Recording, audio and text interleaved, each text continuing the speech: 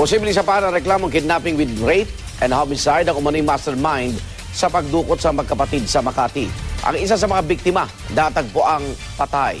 Ang kanya namang ate, minulestya umano. Darito ang unang ronda ni Micaela Papa.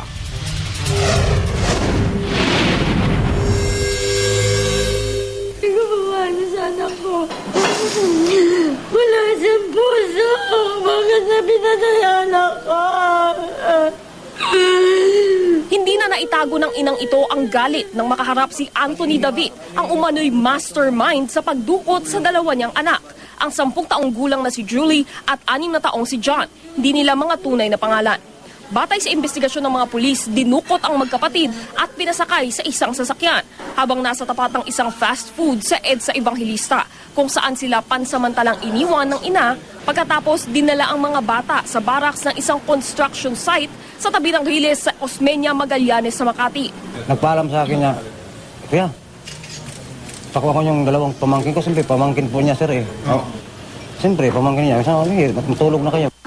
Kwento ni Julie, dito na raw sila pinagmalupitan ni David at ng isa pang kasama na di pa natutukoy ang pangalan. Si Julie minolestya at sinuntok pa raw ni David, bagay na hinayaan lang daw ng iba pang tao sa barracks. Mabuti na lang daw at nagawa niyang makaalis, bagamat naiwan ang kanyang nakababatang kapatid. Sinabi na yung tatay, ulis na rin. Natakot siya. Natakas niya ako. Pinakinggan ko muna sila. Ano daw?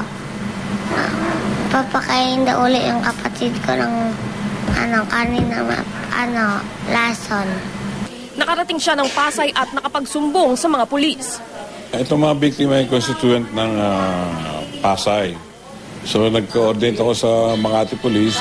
So upon receiving of the information, ayun, agad ako ng rescue operation regarding dun sa nawawalang mga bata. Kasunod nito, sinalakay raw ng Pasay Police ang barracks kung saan may 8 dinampot. Pero ang batang si John, patay na nang matagpuan di kalayuan sa barracks. Si David naman nasa kote sa follow-up operation ng pulisya sa may seawall ng Manila Bay. Todo hingi ng tawad si David. Na-recover sa kanya ang sinturon na inamin niyang ginamit sa pagsakal kay John na kanya umanong ikinamatay. Lango lang po ako sa pinagbabawal na gamot. Hindi ko po lubos akalain na ganun ang mangyayari. Para sa unang balita, Micaela Papa reporting.